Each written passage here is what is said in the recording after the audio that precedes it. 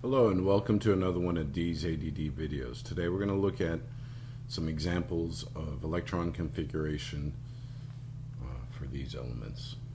Alright, so what's special about these elements? Well, the key here is to remember that the d subshell or the d orbital is really stable when it's half full.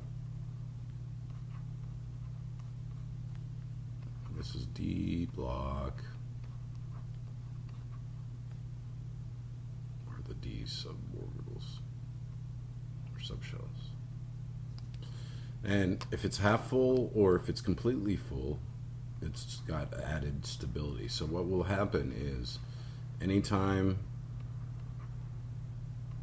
we have the ability to borrow electrons from the S subshell to make this happen, it will occur. So borrow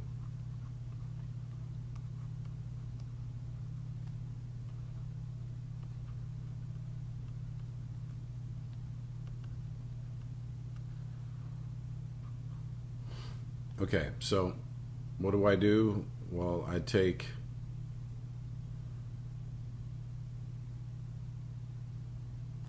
silver, for instance. So let's look at silver. Silver is right there. Okay, it's on the fifth row. So if we're using shorthand notation, krypton is the noble gas on the period before it. And then we go to 5s2. So let's go ahead and do silver. So we got krypton. Let's do a different color. So we got krypton. And then after that, where did my table go? We're on the fifth row, so we would have 5s2. This is under normal conditions, normal rules that we use, Aufbauer-Hund's rule and all that. 5s2, and then 4d9, because remember you got to subtract 1 for the principal quantum number. So 5s2, 4d9. So then you notice that this is 1 away from being completely full. So what happens is it borrows one of these 2 electrons and sticks it right here to make it completely full. So your actual answer should be this.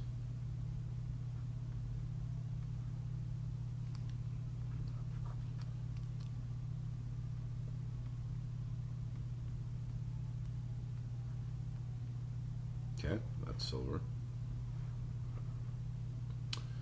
So the elements that will follow this basic borrowing rule are chromium,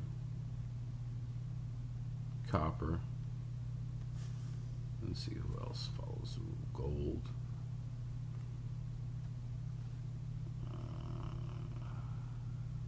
palladium,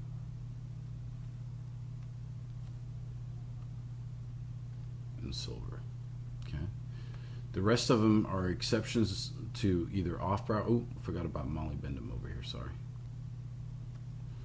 The rest of them are going to be exceptions to the rule in which they don't borrow normally. If there's 1 star here, like platinum, you would expect to borrow 2, but it only borrows 1. If you look at the periodic table above it, palladium, it's electron configuration. Oops, let's move it to where we can see it. Palladium, if you can see, this is just the valence shell, is 4d10, right? So it borrowed 2 from the 5s to give you 4d10. Look at platinum. Platinum doesn't behave that way. It only borrows 1 from that one and almost becomes full, but doesn't. Okay, so here we have the F series as well to deal with, the subshell. So platinum doesn't do that. So if it doesn't obey that rule, I'm not sure what that noise was. I think my puppies are up to no good.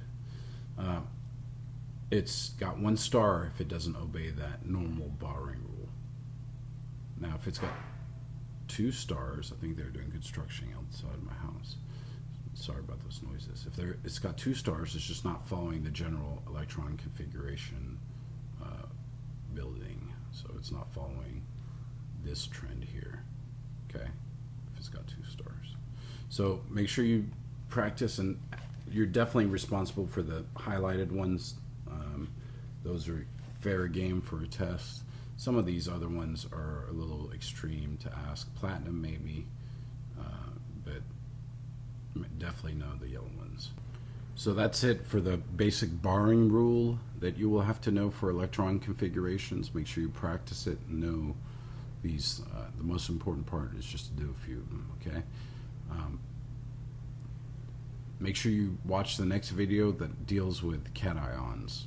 It's a little bit different whenever we're dealing with cations, all right? So practice, practice, practice, most important part. I hope I've cleared up some confusion with the barring rule. Thank you and have a nice day.